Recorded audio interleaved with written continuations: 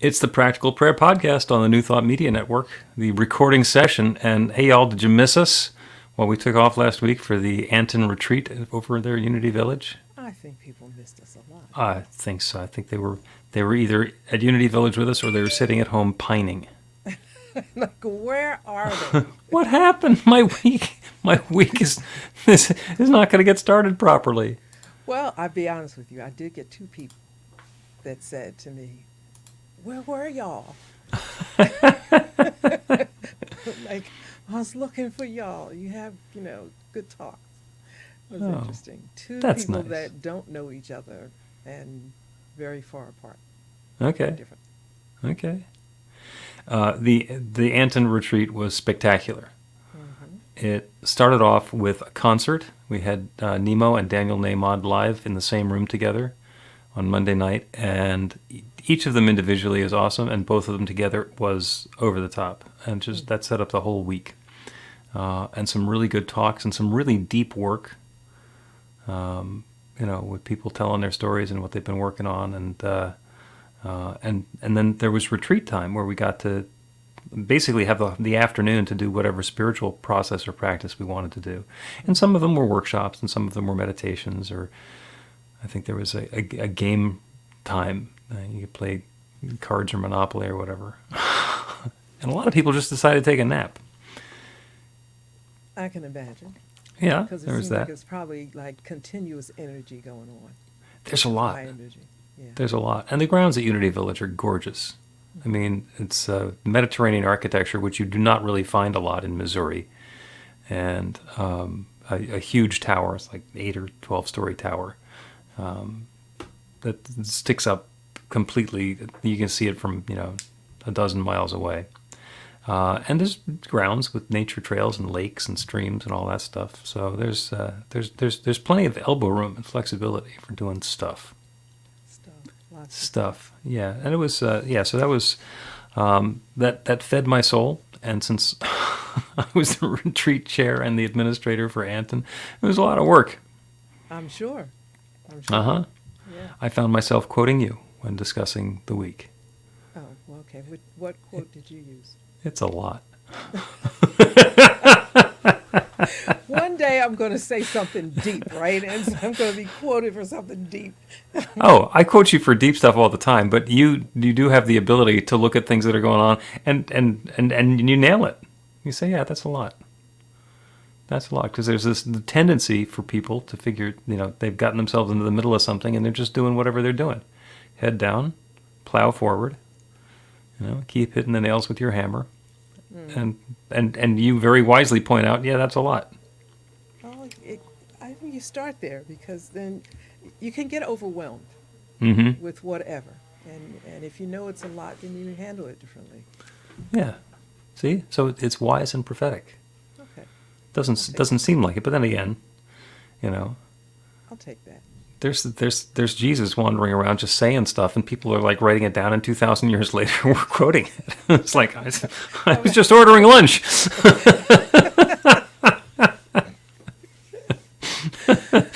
Yeah. But you know what? I'm learning. First of all, I can't get over how much I'm still learning. At 70, I thought when I was younger, I thought, boy, when I get to be like 50, I'm gonna know everything and coast. Yeah, right. That's when life begins. Yeah. So Yeah. but in all seriousness, I'm amazed at how much I continue to learn and think, oh gosh, am I like still learning? Yeah. Yeah. I can understand your feeling that way, about having a goal of like, well, I'll know everything I need to know by the time I'm 50. And also, knowing you, that was never going to happen. That was just not in the cards. Now, well, I thought that you know how life works, and then you can go on and add new stuff. So you can add new stuff, but learning how life works is a lifelong process. I figured that much out. Mm-hmm. So in the understanding of that, have also found the value of still. And when I say that's a lot, it's a lot in that. the Mm-hmm. value of being still and patient and waiting. And, I think, and I won't go too far on this, but, patience is the waiting without the expectation kind of thing. It's just Hmm. like be still and chill, and that's more than a notion, but it makes sense. Yep. Yep. Yep. So you have two huge topics for the Practical Prayer podcast this week. And oh, by the way, let me just say, as I often do to the folks on who are watching on New Thought Media Network and the recording as well, this is the pre-show. So basically, we're going to record our episode number 123, as easy as episode 123 of the Practical Prayer podcast, starting in a minute or two. And we're going to do the whole podcast episode, and then we're going to do some chatting afterwards. This is an opportunity for you to put a comment into the comment if you're watching us live.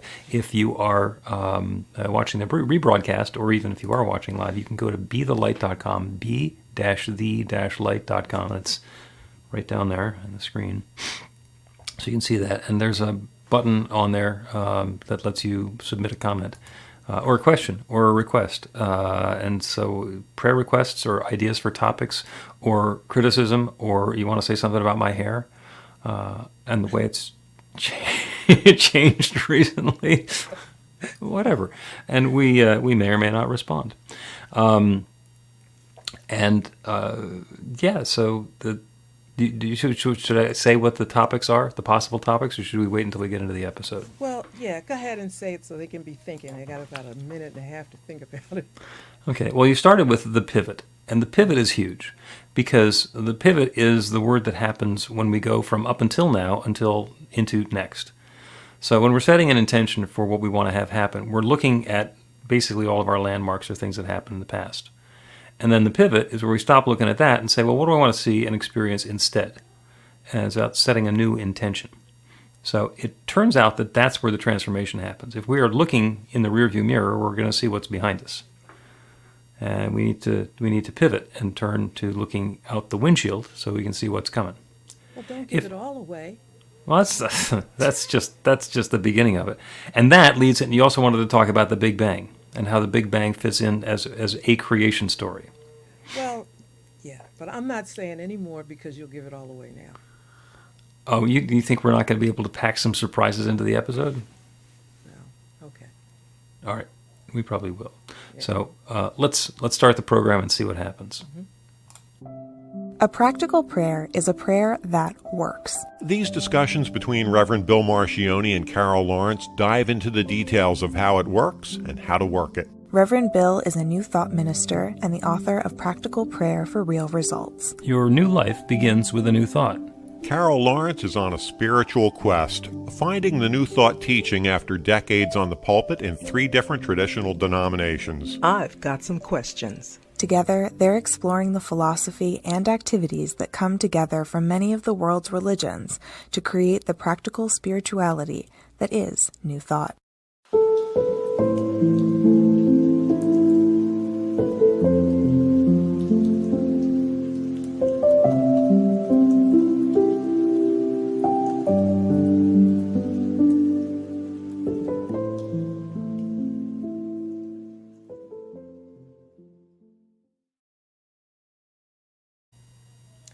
Welcome to the Practical Prayer Podcast. I'm Carol, here with Reverend Dr. Bill Marchiony.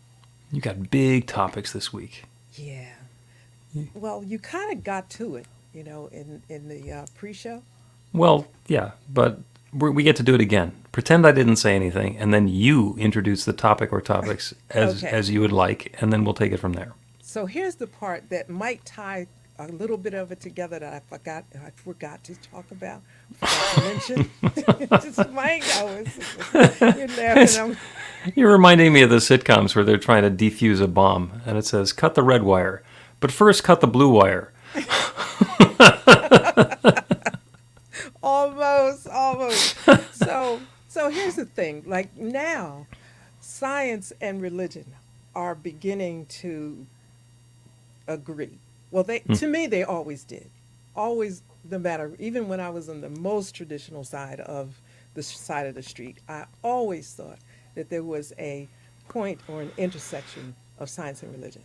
But nobody liked it. I couldn't prove it, so I let it rest. Now it's a thing, and it's just making total sense. However, there's still that points that I don't want to say don't agree. I think they agree. We just need to understand how. So from that, it's the Big Bang, and I mentioned to you that I do not understand it in detail. I understand it like anybody else who went to class and did their homework and paid attention. I got about that much information from the Big Bang, but also the creation story, the 7 days. So the Big Bang seems like this mass chaos of something that just happened, and confetti and creation just happened how it happened, as opposed to the creation story in the scripture. Everything was very orderly, happened, 1, 2, 3. So since I know that there's a point at which there is agreement, I'm trying to find it. Okay. I think the first part is the perspective from which the story is being told. Now, we will talk more about the Big Bang and what that means and what the physicists say about it. And by the way, in the opening line of The Science of Mind, Ernest Holmes, closing in on 100 years ago, wrote, "We all look forward to the day when science and religion will walk hand in hand into the future." And that was in 1938. So, and he was right. I mean, he was a contemporary with some of the big physicists and the people who were doing all that theoretical work, and they were starting to talk about quantum physics then, and that continues to be what he's talking about. The idea of how the story is told. We just had new neighbors move in next door, and the story of them and their new house is very different than the story of the first people who moved into that house in 1950. Because in 1950, the story included clear-cutting the lot and bulldozers and concrete foundations and production and construction schedules and so forth, and then eventually included putting furniture in the place. The new people story doesn't include any of that construction stuff. It includes shopping and negotiating and then hiring a moving company. So their creation story is different than the creation story. And the the creation story in the Bible, in the beginning there was darkness and void, and God said, "Let there be light," that takes place about 6,000 years ago, if we are following those timelines. Well, the Big Bang could have been 14.2 billion years ago, and we only think that based on Newtonian physics because that's how far back we can see. There's no light that has been traveling more than 14.2 billion years that we can see. So if in fact that was a bang, and that's the physical, the Newtonian physics explanation is the right one, it's 14.2 billion years. Might be longer. Might not even be relevant. Doesn't matter. If you have a lead up that's 14.2 billion years and you tell the story from the last 6,000 years, it's a moving in story. Yeah. It's not a creation, it's a moving in story.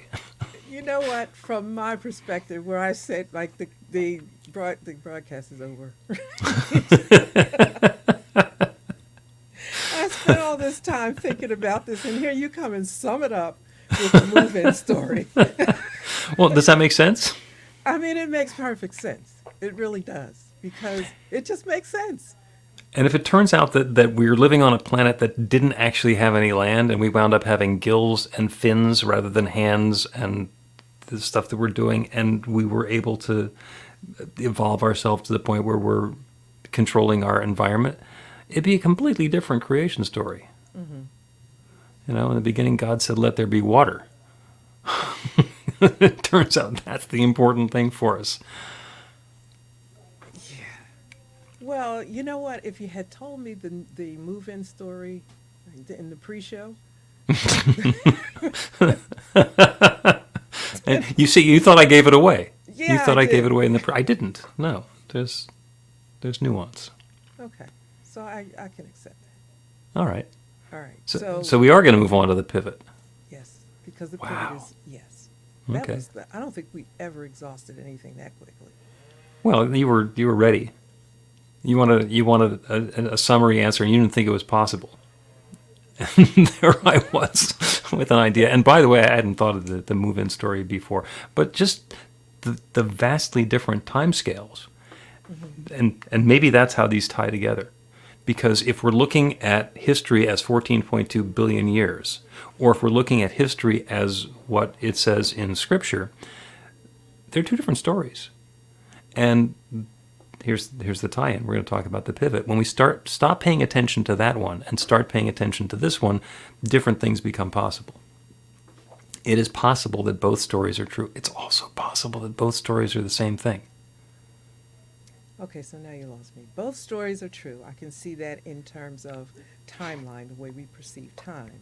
I can see that because in the from the Big Bang to the creation story, as in the Bible, anything could happen. Mm-hmm. So I'm good with that. It doesn't matter all that much. It's just nice to make the tie or the connection. For me, some people don't care. It's all right. But now, if you're going to go even further, I'm not sure.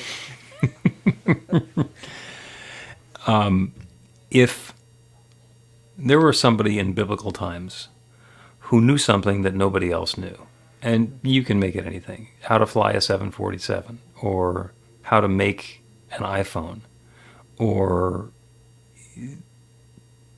something so far advanced. If it's somebody who understood quantum physics in those days, there wasn't any language for it. They would sit there with all these great ideas in their head and have no way of explaining it.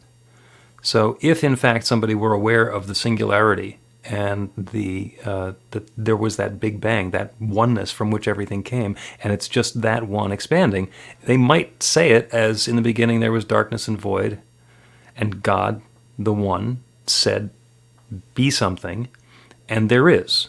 And that's a description of the creative process, and that's the same way that whatever it was that caused everything to start coming into existence in the Big Bang story, it's the same moment of creation. It's just that the scriptural one skips a whole lot of time between the first bang and the creatures populating the earth, or there being an earth. That is amazing, the way you just described that. Because you could see that it happened it's all one story, which is the word that comes up all the time is just the one. Yeah. So it's a perspective, and it explains how everything could have actually happened at the same time. Just kind of how you express it or how you see it, which I just came to me when you said that. A teaching moment. I love that. Yeah, I'm kind of blown away about it, and I was giving it a second while you were talking, just to absorb it so I can think about it later the way you said it. But yeah, I can see that because one of the things I was thinking of when you were speaking was the word evolution. And I really, really like that idea of evolution, not just, the evolution of mankind or humankind and how we went from one thing to another thing, but how we go from awareness or one level of consciousness to another.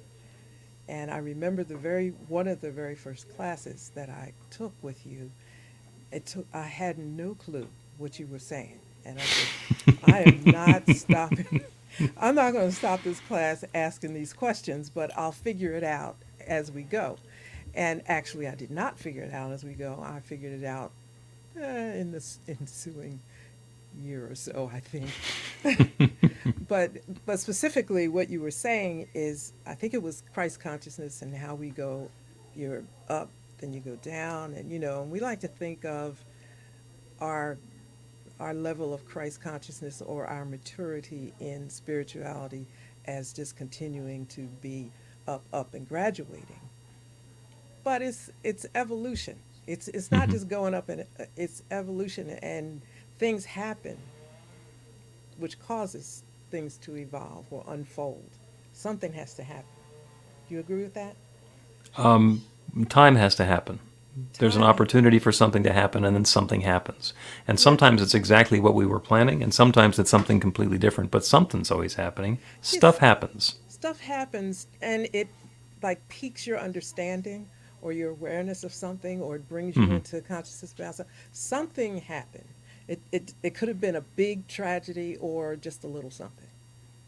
And I that's why I call that evolution. You're Hmm. evolving, and I think that is so important to just slow down and be grateful and appreciative and understanding of what's happening in our world, in our particular world, um, because we're constantly evolving. So this has been an enormously stressful year for me. I mean, Hmm. crazy stressful.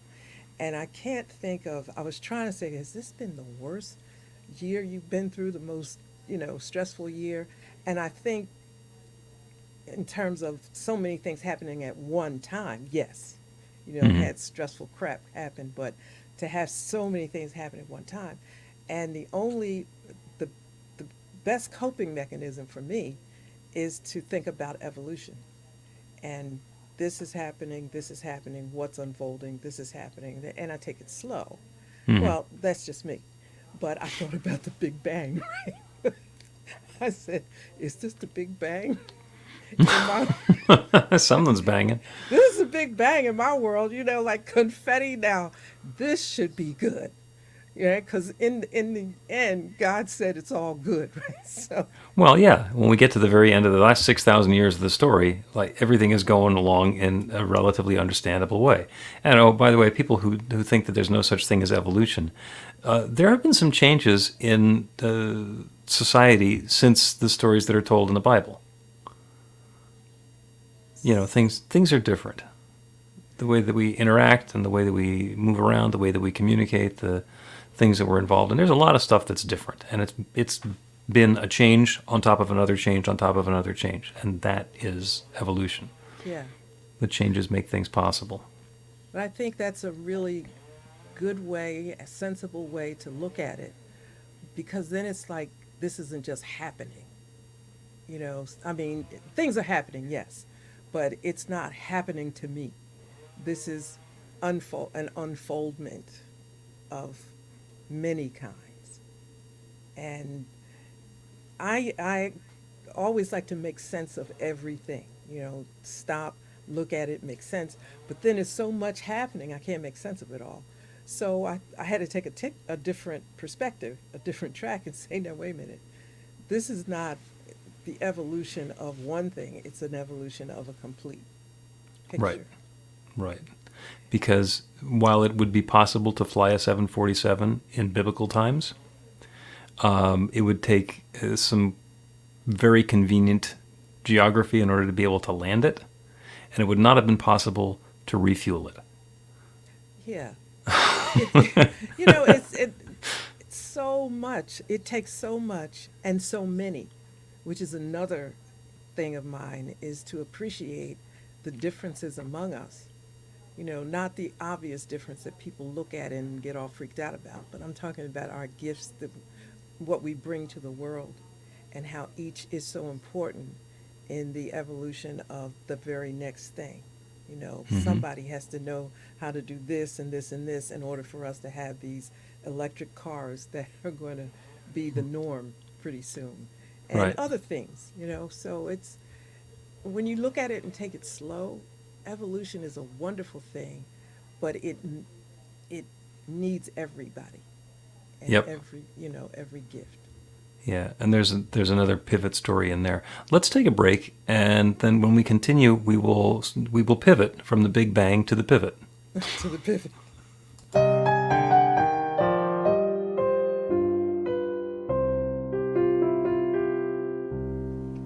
Are you ready to get results? Now, that's not a rhetorical question. Are you ready to get results? RUR2GR. That's actually the abbreviation for the steps in a practical prayer: recognition, unification, realization, gratitude, and release. with a couple of extra steps in there in case some doubt creeps in along the way. RUR2GR. This class is about the prayer technique that's common to all of the spiritual practices and religions in the most effective prayers that they have. And by effective, I mean that the prayer works. It actually creates a change in the experience of the person doing the prayer. It gets a result. We're going to begin with theory, and then we're going to take it into practice. By the end of the class, you will have your very own practical prayer that will help create transformation in your life.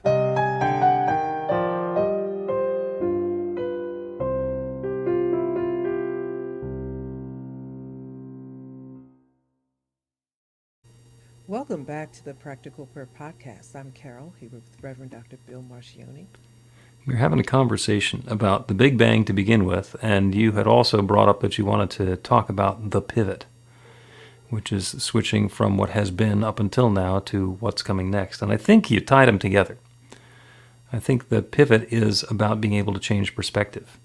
And the origin stories of the Big Bang and in the beginning there was darkness and void and God said, let there be, are two different ways of looking at the creation, what brought us from there to here. And that's in a lot of ways the pivot. And one, you're looking at the whole big, huge span of history. And the other, we're looking at the growth and development and evolution of humanity and the way that we came about. And right before the break, you're talking about the way people bring different gifts. Mm-hmm. And everybody has their own unique set of gifts and talents and skills and abilities, and things that fill them and feed them, and things that scare them and and make them turn and run or fight. And when we recognize that there's somebody who's different than we are, there is the possibility to go tribal, circle the wagons, want to defend ourselves and attack the other. And it is also possible to say, there is the opportunity for God's gift to shine as that other person, and since they're willing to do it, I don't have to. Yeah. And to be able to embrace all of the differences and the diversity, and instead of defining it by how different it is than we are, look at what the gift is. Yeah, and that's a mindset. It reminds me when I was pastoring, when people would join the church each Sunday, I was thinking something that a lot of people don't always think. I'm looking out there thinking, wow, look at what God is bringing us. Wonder what they have. And then I'd think it must be something that's being planned ahead because they're here and they're bringing something that we don't have. And I used to really get into that. But so maybe I was into it by myself sometime. But I really believe that. Yeah, there's a brand new possibilities walking in and sitting down in front of you all the time. Right. And if we start with judgment and say, well, how different is this than what I'm used to, and is this what I wanted, then we lose the possibility of finding out where the gift is. Yeah. How about it's going to be different than what you're used to, right? Do you really want it to be the same? Listen, I got to tell you the same story. I was pastoring a church, and I think I was out for 2 weeks or something. And I came back, and they had changed all of the drapes and curtains in the fellowship hall, and they were so excited. And the excitement you wouldn't imagine. And they said, "Did you see it?" And I'm thinking, I didn't see it, right? So I quick made an excuse and went downstairs, and I looked at it. The new ones were exactly the same as the old ones. Color, everything. They just replaced them. And I thought, that's not how new goes. So, when you said that, I thought about it. You have to be open for new. At least they were burgundy. At least you could have got gray or something. Yeah, something. Or blue or something. Yeah. So. Yeah. When you replace a curtain with another curtain that's just like it, it's okay if it's a shower curtain, because you replace the one with the mold and the mildew with the fresh new one, and it's got that vinyl smell to it. But that's about it. That's about it. That's about it. So I had to had to come up with an excitement that wasn't real. To Wow, those are burgundy. oh, I just and I did it really. I did a really good job. But I got to the car and I'm like, oh my God, this is not change. So that's how the pivot.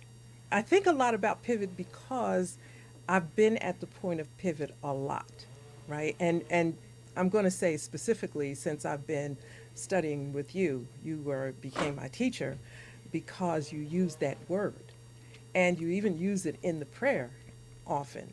And Yeah. I'm thinking, pivot. Okay, so I got to pivot, like to what? You would say from what was here to here. It takes a little work, a little Mm-hmm. energy, a little thought, but you can't skip it, right? It's like a pivotal point that makes this is the point that if you don't make that pivot, it's not going to work. Right. Yeah. Right. And we can stretch it out a little bit. The description is from my friend Robert D. McDonald, who has 4 questions. And the first 3 are crucial to the pivot. The first question is, are you happy with the experience of life that you're having now? Yes or no? It's a really simple question. It's a yes or no question. If you answer yes, then you're done. You don't need to change anything because it's going along just fine. If the answer is no, then you go to question number 2, which is what experience of life do I want to be having instead? That's the pivot. As we're, well, I've been feeling, am I happy with my life as it is? No, I've been really lonely. So the answer is no. Okay, what do you want to have instead? Well, I want to have a life partner. I want to have a friend. I want to be part of a mahjong group. Whatever that looks like for you, then you can say that's what you want to have instead. And that sets us up for the third question is, once you have it, how will you know that you have it? And that quantifies it, and it keeps you from getting into those stuff. I want to be happy. Okay, well, once you're happy, how will you know you're happy? Because you know what? On a scale of happy to unhappy, all of us have a little bit of happy, even on our unhappiest days. So the idea is to very clearly identify, once you have it, how will you know you have it? Yeah. And those are the 3 important ones. And then the fourth question, which turns into a whole spiritual practice, is what's keeping you from having it now? So, and that dives deep into psychological issues and barriers and resistance, and there's going to be forgiveness and surrender and allowing and opening. So there's a lot of meat in the fourth one. But the first 3 are all about the intentionality and our experience and getting into the pivot. Wow. That's a whole section all by itself. A whole a whole body of work or energy work by itself. Yep. And that's the pivot. And the term that we can use as we pivot, as we're describing a story and telling a tale of woe about things that have not gone the way that we want them to go, or how people have done us wrong, or how we've been victimized by circumstances, or whatever, up until now. I'm not good with money up until now. I haven't been able to stop drinking up until now. I've had a problem with my weight up until now. And that lets us go through that process. Okay, what's the experience I want to be having instead? And we live in a universe where the creative power that creates everything is always saying yes. It only has one answer. It says yes. And if I say I don't want to be lonely, it hears lonely and says yes. Because that's all it's got to go with. We're defining our experience by what we don't like. And since that's the only description that we have, that's what it's going to say yes to. What does not lonely look like? Because it could look different. It could look like a huge family reunion. It could look like one other person who may or may not be of the opposite sex. So let me get this straight then. What we're doing is being specific, because when you say I don't want to be lonely or talk about what you don't want, I've always had trouble with that, because if this is not what I want, it's just difficult to play that out until you just describe what you do want. Right. So, And we don't need to specify, well, I want it to be her, or I want it to be a tall, leggy blonde, or I want it to be this particular job working for that particular company making this amount of money. We can describe the sorts of things that we'd like to have. So the reason that I want it to be a tall, leggy blonde is because I want to be together with somebody who is the height that matches mine. And I have a predisposition to blondes. So, and when I'm around them, it makes me feel X, Y, or Z. Well, if we let go of it's got to be a blonde, and I want to feel this way, then there's a lot of latitude that gets opened up for the universe to give us exactly what it is that we're looking for. I have a friend who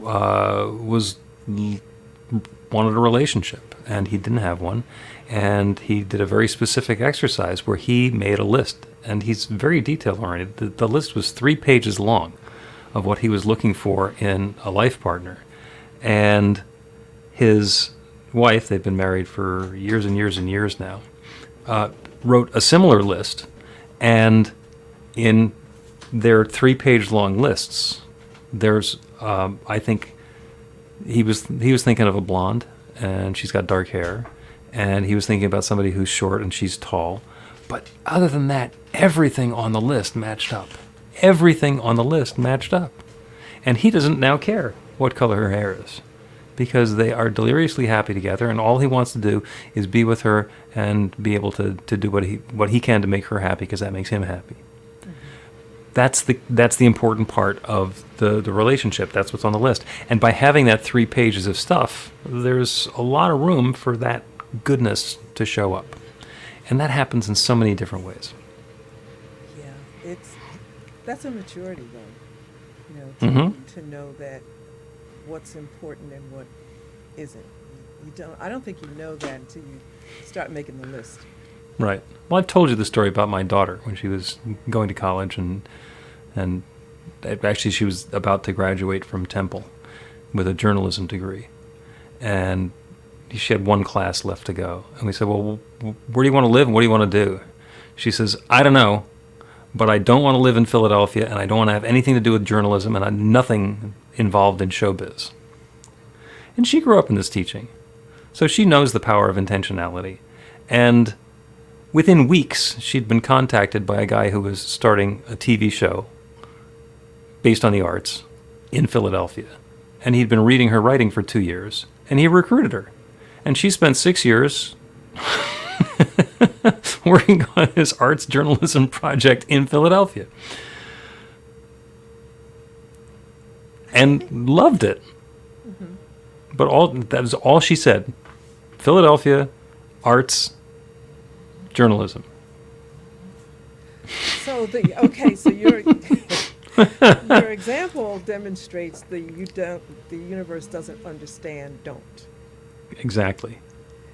And if she wanted to have something different, then she would have had to say Midwest, or at the beach, or in the mountains, or high altitude, or some career field.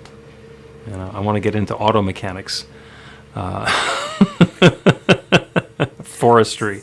So what's the problem with the universe not understanding don't?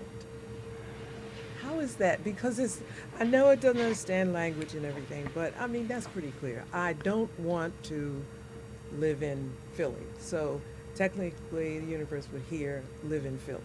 Right. But I don't want to live in Philly. Okay. Well, what happens if you're right across the street from Philly? If you're on City Line Avenue and you're on the north side instead of on the south side, is that still Philly?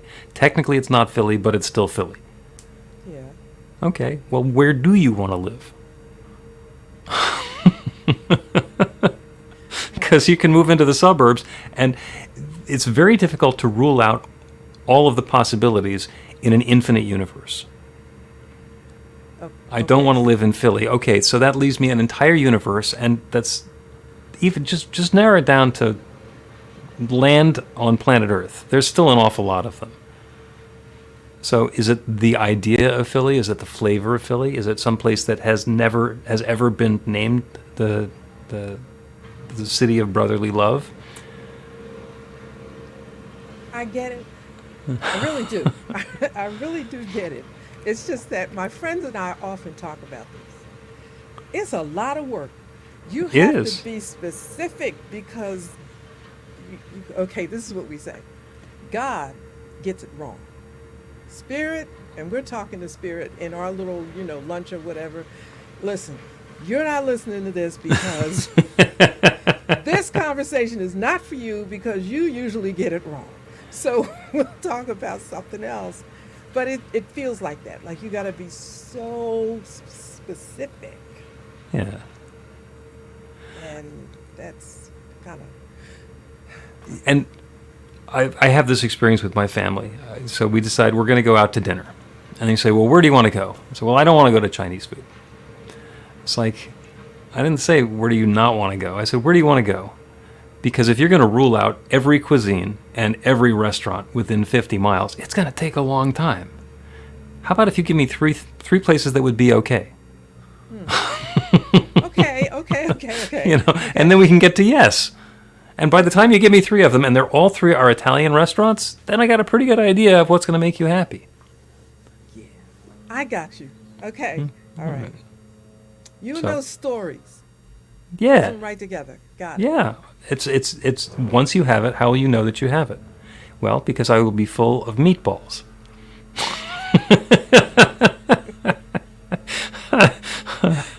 Let's take another break, and when we continue, we will do a prayer, and the prayer will be on pivoting from what was to what's next. Get inspiration in an instant. God calls are the gentle and uplifting moment of truth to help you remember that the bright light of God's love is shining right now as you. It's your God Call with Reverend Bill. Start your 2-week free trial today, and you'll get a phone call 4 times a week from Reverend Bill with an uplifting half-minute message filled with insight, wisdom, story, and fun. Let your light shine. You can answer the call to listen to it live or let it go to voicemail so you can hear it later. After the free trial, your subscription is just $5.95 a month. The details are at godcall.org. God calls are disruptive, intentionally. Whenever you write something, put on a gold star. They take you away from your routine to remind you about the truth of who you really are. They come at random times between 8:15 a.m. and 6 p.m., so you won't be expecting them. And somehow, the message is exactly what you need to hear at the time. Magic is loose in the world. It's a moment of motivation in the middle of your day. Find out more and start your 2-week free trial now at godcall.org. Welcome back to the Practical Prayer Podcast. I'm Carol here with Reverend Dr. Bill Marchiony, and it is prayer time. It is prayer time, and we're going to do the Mad Lib style prayer. Everything was going along blank, and then suddenly blank. And then suddenly is the pivot. There is the possibility for the next piece of the story to not be like the previous piece of the story. Everything was going along wonderfully, and then suddenly it all went to hell. Everything was horrible, I was lonely and sad, and then suddenly he showed up, she showed up. I got connected with the group. There is a pivot that is always available. Whatever the circumstance that we're in now, we can pivot away from what has been and invite in something new. And it doesn't necessarily take any time. Transformation can happen instantaneously. If we're thinking, oh, well, I've been lonely and I want to find somebody, so I'm going to have to do this work on myself so that I can become deservable and worthy of having a relationship, and then I'm going to have to go to all of these places where people might be hanging out. People often think that they need to go to bars to meet people, but then the people you meet at bars and the people who hang around at bars. So there's the whole process of it's going to take me some period of time before that can happen, and then when all the pieces come together, I can do that. And in fact, it's possible to realize that we've been lonely, that we want to have a relationship, that we're open to having that significant other, and meet somebody that day.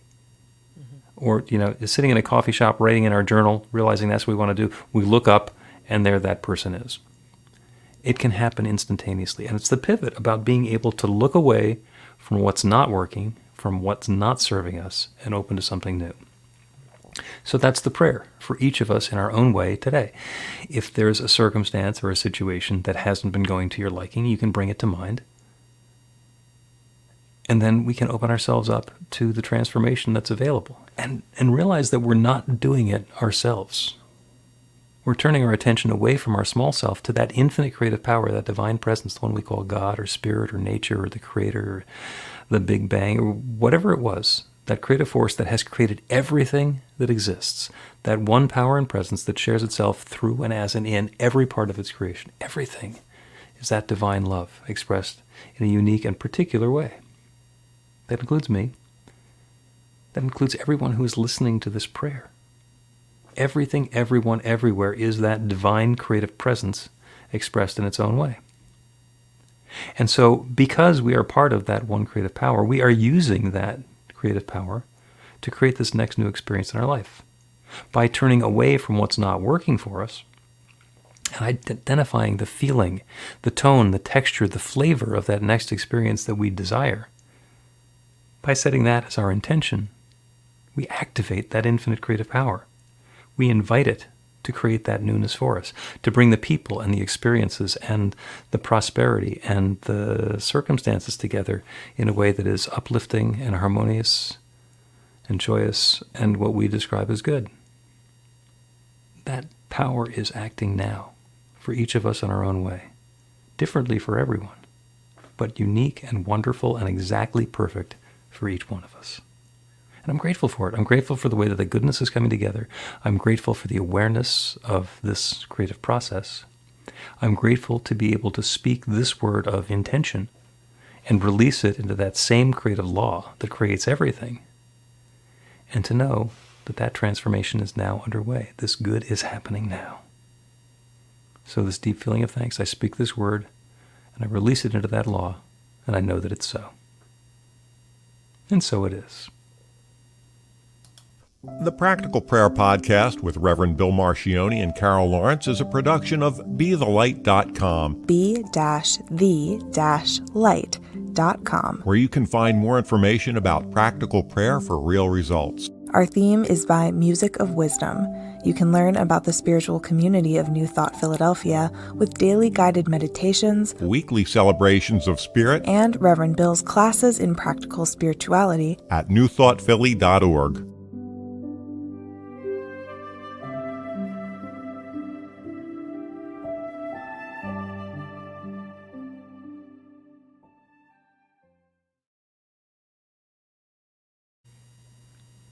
That's the Practical Prayer Podcast for today, for the 9th of October.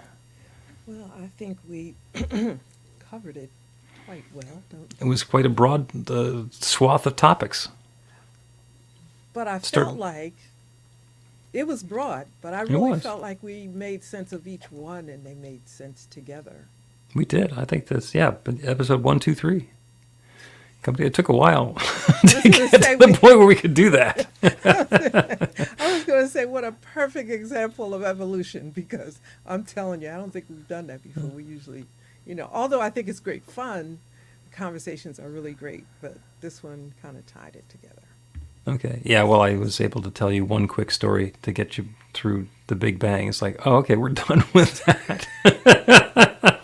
Which is, We're done with that. I got it. yeah, Okay. pretty unlikely, but there it was. Mm-hmm. All right. Thank you to everybody who is watching and listening on New Thought Media Network, either the live stream or on the recording. Again, if you have a question, comment, suggestion, or prayer request, you can go to BeTheLight.com, be-the-light.com, and there's a submit button where you can put in your stuff, and then it'll come back out this end on the podcast recording, which we do every Monday. That's a lot. That's it. That's all a lot. Yeah. I'm just happy I'm wearing my brand new Anton sweatshirt. I see. Yeah, because the old white sweatshirt was quite gray. And this one actually is fresh and white. And I've Is it? learned, yeah, it is. Great. Okay. Yeah. I've Okay. learned not to wash it with Good. the jeans. Yeah, that could mess it up. Well, that's learning. That's evolution. We'll see how long this one lasts. At least until next year. How many did you buy? 2. Okay, you got And they were all made at the same time. There's some folks down in Atlanta who got a bunch of stuff embroidered for Emerson Theological Institute and Anton probably 5 years ago. And they've been sitting in boxes in Atlanta. And I said, send them over. And we sold them and distributed them and gave them away and auctioned them off. And so now we don't have any more. excellent. So, but I have this one and a backup. That's what I get to. Have a wonderful, wonderful week, and we will continue again next week. Yeah.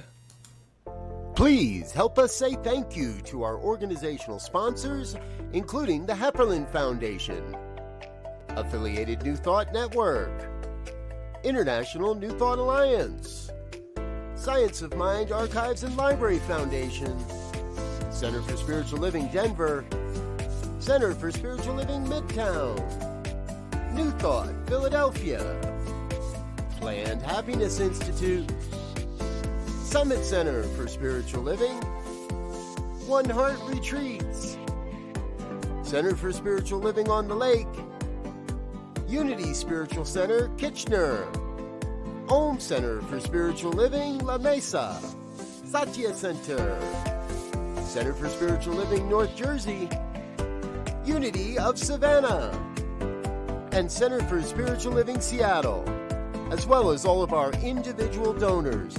Thank you for making New Thought Media Network a place to be. Please come be you. And remember, like, share, and subscribe. New Thought Media Network, positively inspiring.